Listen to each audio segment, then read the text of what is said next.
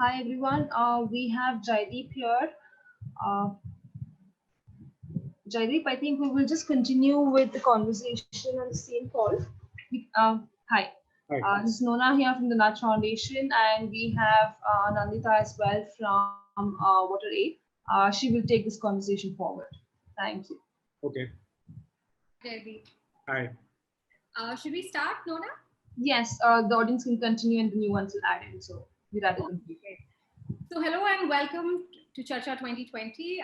I'm Nandita from Water Aid India. Thank you all for joining this session on content and campaigns hosted by Water Aid India for Charcha 2020 and, of course, organized by the Nudge Foundation. While the COVID-19 pandemic has had the entire world in a standstill, it's also given us some really important lessons on the importance of good hygiene services, its infrastructure, and hygiene behavior, along with that for water and sanitation. In fact, hygiene and hand washing have become the first line of defense to fight this pandemic. And water and sanitation have regained their strength as important ingredients for public health strategies. So the question becomes that, this is the critical time and the critical need for equitable and inclusive access to clean water, decent sanitation, and good hygiene for everyone, everywhere. The focus on WASH, which is an acronym for Water, Sanitation, Hygiene post-COVID, is it in the short run, or will there be fundamental changes in the long run as well? This is a question that we all need to answer. The power of media communication advertising across various platforms to bring fundamental hygiene, public health, and behavior change has been immense in the last 2 months that we've seen. It's never been so prompt, prominent, and collective in spreading awareness. It's played a crucial role in not just information dissemination, but also in bringing people together and creating more awareness, advocacy, and action. I'll just run through how we're going to do this session today in the next 120 minutes. I have 6 speakers, industry stalwarts from media communication and advertising. We're going to talk about content and campaigns in the post-COVID era. We have Jaideep Vijay, editor of First Post. And after that, I'll just run you through how the schedule is, that we have Nitin Saluja joining us from TikTok. He's director of public policy. Post that, we have Jitendra Dabas, Chief Operating Officer, Chief Strategy Officer at McCann World Group India. We have Nitin Mantri, CEO, Group CEO of Avian We, followed by Ashima Narayan. She's a documentary photographer, a visual artist. And finally, Sharad Bhattaripat, Vice President Programming from Fever FM. I just want to ask all of you and request that if you have any questions, queries, comments, please to put that up in the Q&A box, and we'll take them with each speaker post the session. And also, you can tweet about it at Water Aid India's handle, @Water Aid India, with the hashtag Charcha2020. Not wasting any more time. Jaideep, let's start. How has the media landscape changed post-COVID? The disaster, the pandemic, and something for digital mainstream media, which is like minute by minute. Well, one of the things that has happened, and I think that this is, it took everyone by surprise. The relentlessness of it, the sheer volume of information that one had to process, make sense of, and then put out. Because I think that what the media did, especially at the beginning, was function almost as first responders. Because it became apparent very quickly that when the R naught turned out to be not 2.2 or 2.7, but much later the median was about 5.7, which meant that this was a particularly virulent form of the coronavirus, the novel virus that was spreading, and that it was also immediately apparent that containing it was critical, and that there was really no other way to treat it, that we had to get information out there in order for people to take precautions. And it's particularly challenging when you are faced with a lot of information that needs vetting, because this is information that people will use in order to take critical decisions, make critical decisions about their well-being. So you have to rely on a panel of experts, you have to rely on your own expertise, and you have to sift through all the fake news, all the dubious information that's coming in to put things out there. So essentially what mainstream media did, digital and otherwise, is we addressed the what, how, and the where to begin with, because that is something that really needed to be put out, because it was quite evident from the epidemic intelligence service that India has, which functions very much like how the US EIC functions, EIS functions, which is that they put protocols in place for people to follow, and they reach out to outlets like ours in order to put the message out in various forms. And I think what has changed, especially now, is the variety of platforms that are available. Perforce make the message or make the people who are creating the message come up with different ways of creating the message. So for instance, how you put this message out about the 20-second cleaning routine on Instagram varies quite a bit from how you put it out on Twitter, for instance, or on our website or on YouTube. So what happens then is that you begin to form collaborations, which is also something that is new, that came up now, especially to the extent that it did now, which is you start collaborating with people who are experts, people who have seen pandemics, epidemics in the past, people who understand viruses, people who understand sanitation, hygiene, and along with them, you create stories, you create visuals, you create tools in order to get the message out. So that pretty much was how everyone approached it. I think what was different about this, and what is different about this, is the sheer volume and the sheer relentlessness of it.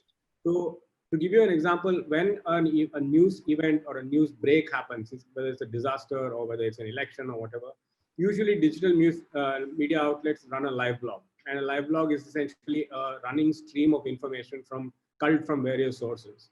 And this typically lasts maybe 2 days, 3 days. We have run a live blog continuously since the day the virus broke out. And it's a relentless effort. There's one person after another taking up that live blog, mining various sources for information. So that's another thing that has changed. Okay. I also want to bring the focus on water sanitation, hygiene. From our experience, coverage in the media, especially for water and hygiene, is very seasonal. You know, especially for water, we are at the onset of summer. Summer's here, scarcity is going to happen. And earlier it would be, you know, summer's droughts and monsoons floods. But there are so many aspects to water sanitation, hygiene. There is gender, there's livelihood, there's equity, inclusiveness. And those are issues that never get highlighted. But what has happened is that post the pandemic, and when hygiene has become so critical, there are so many stories, the coverage has gone up. Do you think this is just in the short run, or is it going to bring a fundamental change and bring back focus on issues that matter with regular coverage and more aspects to it? Oh, absolutely. I think that, one of the things that the pandemic has done is that it has forced some fundamental behavioral changes in people, in communities, in businesses, and in individuals, and because there is no cure, because there is no vaccine, one of the fundamental changes that it has brought about is when it comes to hygiene. And when it comes to media, because it is changing so rapidly, the continuity of the kind of coverage that is taking place is only going to remain. I don't think that this is going to be seasonal. I think that it has also forced a lot of newsrooms to take a look at public health in a far more serious manner, not just public health that has to do with the pandemic, but all the concomitant effects that a public health disaster like this might cause, like livelihood, for instance, or efficiency, or stress, or even just yesterday we had a report about how one of the highest number of non-COVID related deaths in this country reported up until day before yesterday was suicides. Now this I look at as a public health problem, and so hygiene or reporting about this is going to be a fixture with most newsrooms. And I also think that I can tell you for a fact that we have started looking quite seriously at investing in partnerships or collaborations with people who are experts at reporting on hygiene or reporting on a virus outbreak. Now, a lot of a beat now, which was never a beat. Almost, yeah. Now, a lot of newsrooms don't, like you say. I mean, a lot of newsrooms don't have dedicated beats. I mean, at least many of them have wound down their beat reporters when it comes to this. They cover an outbreak when it happens or a disaster when it happens, but sustained reportage, which is what is required for public health, isn't there. And I have a feeling that this is going to come back, or it is going to become a very important part of how newsrooms react to what's happened. Okay. I wanted to ask you, like, and digital mainstream media and especially news media is vast. You know, there are apps, you have the website, you have so many stories coming in. There's short format, there's social media. How do you navigate that, and how does an audience navigate that, especially? And you know, how do you bring the focus back on not just giving out information, but also engaging with the audience or your, you know, with readers? Well, you know, what has happened is that because of the availability of data now, especially in this country, and the data penetration that has sort of that has come about in the past few years, it's not the case any longer that someone comes to your website to read stories.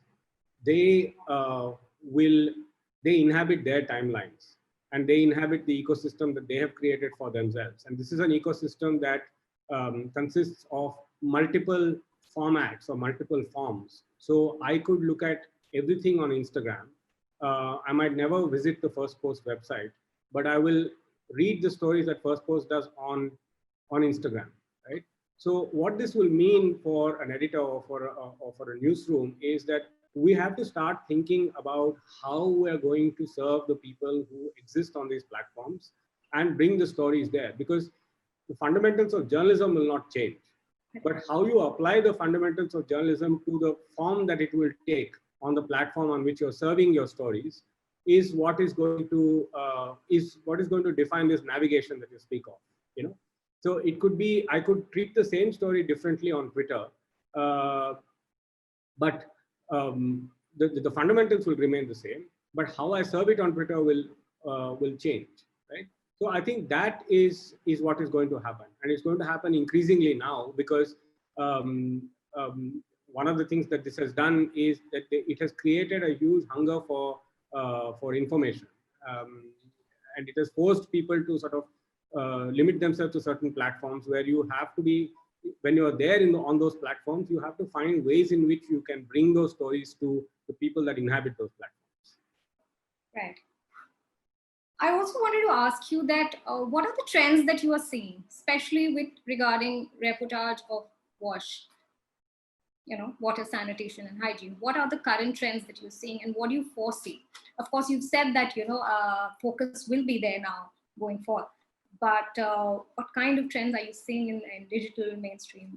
Well, like I said, you know, collaborations is one of the biggest trends that I have seen, and I think that the nature of digital newsroom or digital media itself allows it to create these collaborations, and I think that is going to be very important in the coming future. You know, of how you partner with various people. I mean, it could be a photographer like Ashima, who's going to speak next. We've collaborated with her recently on a piece that First Post hosted. Or it could be with a public health expert who might not be able to write, but who might be able to articulate her thoughts quite well on audio. So that could it could spin off into a podcast. So I think that collaboration with content creators and collaborations with platforms and experts is something that is here to stay, and I think that it will take shape in different forms in the coming future. Apart from that, I think also one of the things that is going to happen conversely, unfortunately, is that digital media is going to have to try and find ways in which to exist and to thrive given the economic circumstances that exist.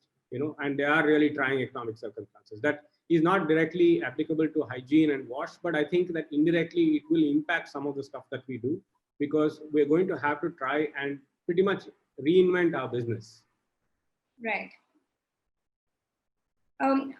First post, and and it's very nice and encouraging that publishes a lot of stories on hygiene, sanitation workers. And there was a story recently on how do you wash your hands if there's no water.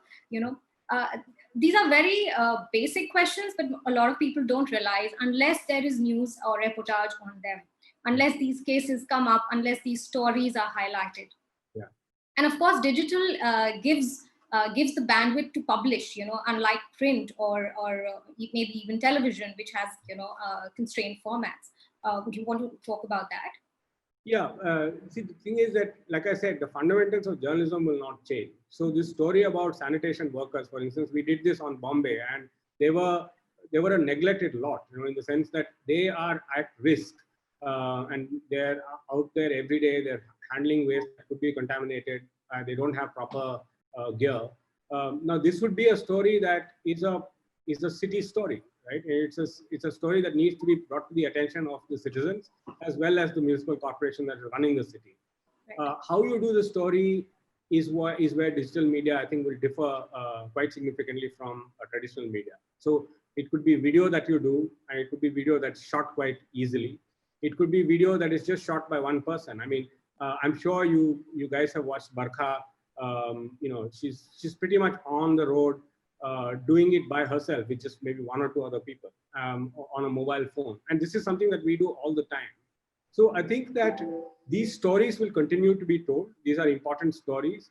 And like you said, it's far easier for a digital newsroom to do these stories because we are not constrained by newsprint, by inventory, by space. It's server space that this story takes up, and I can use as much server space as I want to host a video, on a podcast, or just text or pictures, right? So I think that essentially is how this is going to play out.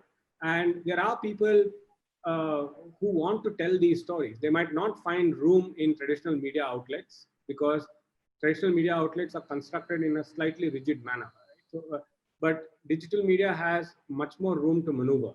So I think, again, like I said, these partnerships are going to be important for us to keep telling these stories, and we will in different forms.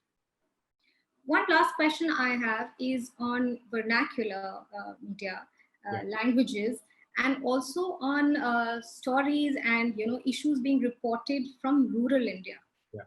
I think post-COVID, a lot of that has also gone up. Do you see a sense? No, I mean, I can speak for First Post that, this is something that we have done quite consistently, not in regional languages, but in English. But regional language reportage media is thriving. And there is, obviously, because there is a big audience, it's a demand supply thing.